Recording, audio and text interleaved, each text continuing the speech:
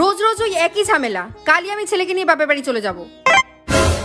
তুমি যাচ্ছ যাও, ছেলেকে নিয়ে আবার কি আছে? ছেলে কি তোমার একার নাকি? গ্লাস আমার, জল আমার, চিনি আমার, সবই আমার। তুমি 2 ফোঁটা কি লেবু রস দিয়ে দিয়েছো? শরবত তোমার। শোনো ঠাকুরপো, তোমরা কোনোদিন মেয়েদের শাড়ি ব্লাউজ পরতে পারবে না, আর আমাদের দেখো মেয়েরা তোমাদের টি শার্ট জিন্স সব পরছি আমরা। তাই নাকি? যতই জিন্স টি শার্ট পরো না কেন বৌদি, রাস্তা। হ্যাপি বার্থডে আমার লক্ষ্মী মিষ্টি শোনাবো। এই যে বেহাইয়া জামাই, আমার জন্মদিনে তুমি কি উপহার দিবা? ওরে আমার শোনাবো, বলো এবার জন্মদিনে তুমি কি চাও? দামি উপহার আমি চাই না, তুমি কম দামের একটা আইফোন দিও। Bye bye, tata. আচ্ছা একটা কথা বল, তোরা মেয়েরা বিয়ের সময় এত কাঁদিস কেন? যখন তুইও যাবি না বিনা স্যালারিতে কারোর বাড়িতে কাজ করতে, তখন তুইও কেঁদেই ফেলবি। আমার রানী একা একা কি করে?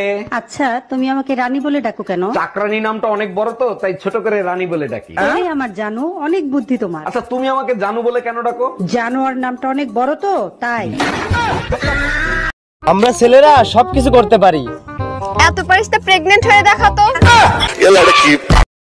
ভাবি, পেতনিদের পাওনা কি উল্টো থাকে, ঘটনা কি সত্যি? সত্যি মানে আমি নিজের চোখে দেখছি ওদের পা উল্টো থাকে। আচ্ছা ভাবি, ওদের মেশিন পত্র কি জায়গা মতো থাকে না অন্য কোনো জায়গা থাকে? শালা খাচ্চর, দুনিয়ায় মেয়ে ছেলের কি অভাব পড়ছে যে পেতনির পিছনে লাগছো?